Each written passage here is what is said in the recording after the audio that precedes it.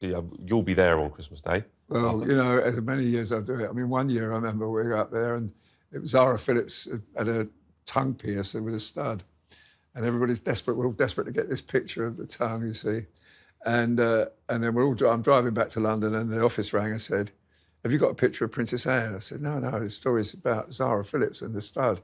No, have you got a picture of Princess Anne? So I said, no, but and I got on the phone, rang all the other photographers. Have you got a Princess Anne? I rang the guy from the Mail. He said, no, it's all about Zara Phillips. I said, no, but have you got Princess Anne? No. Rang the Mirror, rang the Express, no. And apparently it turned out that as she got a bouquet, Princess Anne, as she got a bouquet of one of the visitors, she said, I've been up all night making this for you. And Princess Anne said, you must be mad. And that was the story, you know. And so, you know, although there's some, you know, the stars of the royal family are there, obviously, Catherine and William and the children, and our king and queen, but sometimes the story's elsewhere. And I missed it, I'm afraid, but someone got a picture somewhere. That's got to be a first, Arthur. Well, no, I wished it was, but it's not. But no, the amazing thing is that when I've been there, that people are there from about 5, 6 o'clock in the morning. People come from, I've met people from America and Canada that have come over. There's a big Air Force base near there as well, American Air Force Base. They come from there, yeah. But it is a great day. I quite enjoy it. I mean, it's a great occasion. Everybody's very festive. What do you do afterwards, Arthur? Do you go and have a drink with everybody? No, I go and see a family that I've known up there for years. Really, really, well, lovely people. And I go to have a mince pie and a cup of tea with them. And I go to, we have lunch with one of my children afterwards, yeah. But the thing is, it's a great day because, like, for instance, you know, Sarah Ferguson was there this year, but what people don't know, she was there the year before, but she didn't go to church. And but slowly, you know, she's been, and Andrew come and walks with her. And I think the king, this is Christmas, it's a family time, and he wants all the family there. And I think that's the most amazing thing, you know, is for all of us. You know, people travel all over the country just to be with the family for Christmas, and I think that's just. And they're not going to turn the invitation down. And who's going to say no? Yeah. Well, 45. I mean, it says it's all about family. Well, good luck with the chef anyway. He's got plenty of turkeys. Now I've got a confession to make, Ingrid. I've been a dereliction of duty.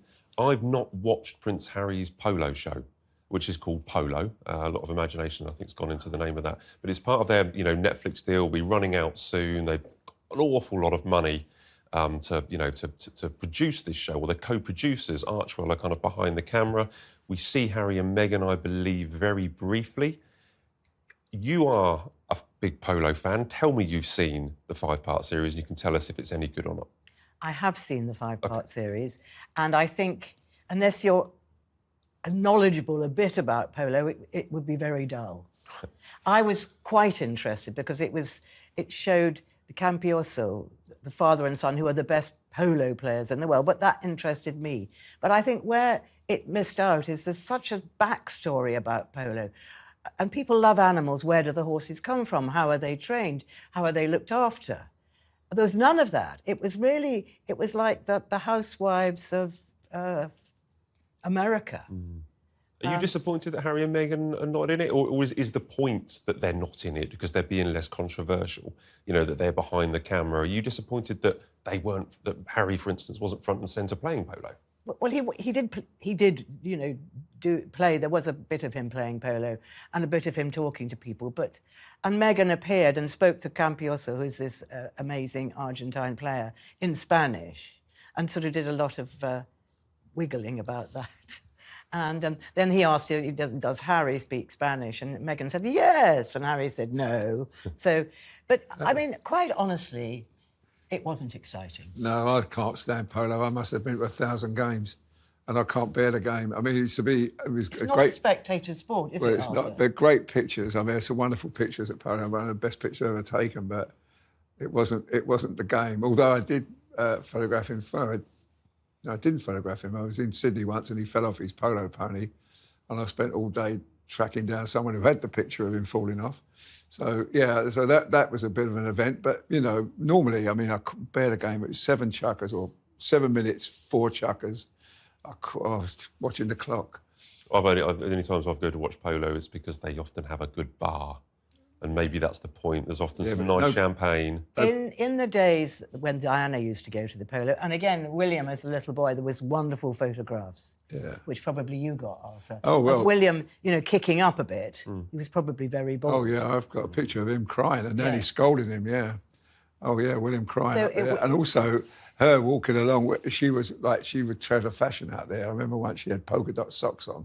Yes, I remember. And she'd say, what do you think of my polka dot socks, she'd say, or she wore culottes, She was a fashion icon, and I can always remember her at the polo, looking through Hello magazine to see if she was in there, So she was obviously very aware that she was, the main topic of the magazine, And then she would use polo against Charles and say, he'd say, well, I'm going to take the boys to watch polo. She said, no, I'm taking them to Tetbury. So that was one of her little angles, when they were really getting on very badly. She always had the winning card. So why has Harry chosen polo, do you think? I mean, we're saying it's not particularly entertaining. I mean, people will watch it because it's got their name attached to it, maybe. But why have they chosen this show, do you think? I suppose because Harry is a polo player and he's a very good rider.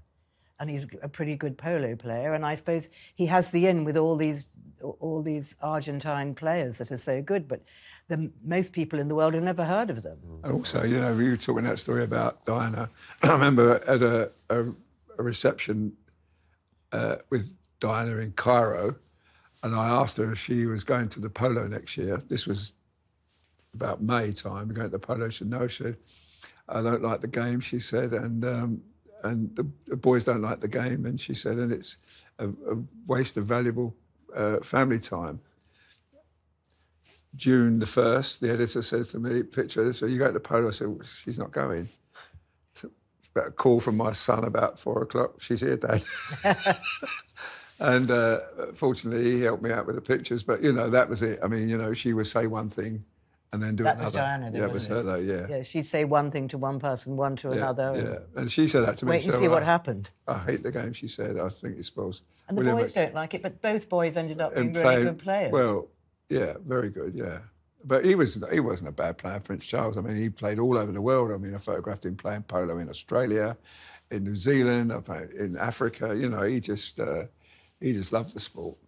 And he used to say it was a release against all the stresses of his everyday life and his work of being Prince of Wales and all the things he had to do.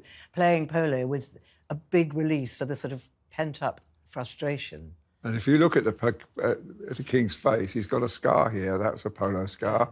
He had broke Florida, his arm. Wasn't it? No, wasn't the scar from when he... Anyhow. He fell off. He fell off and a horse kicked him and he had his scar. And then I remember in Florida, I was photographing him playing polo. He was rushed to hospital with heat exhaustion. Another time he broke his arm. And I remember a picture of him coming out of the hospital at Cheltenham with Diana and his arms in a sling. And it was such a bad break. He had to go reset up in Nottingham at a specialist hospital there. And it still hurts him. Yeah. So, it was... it's a rough old sport.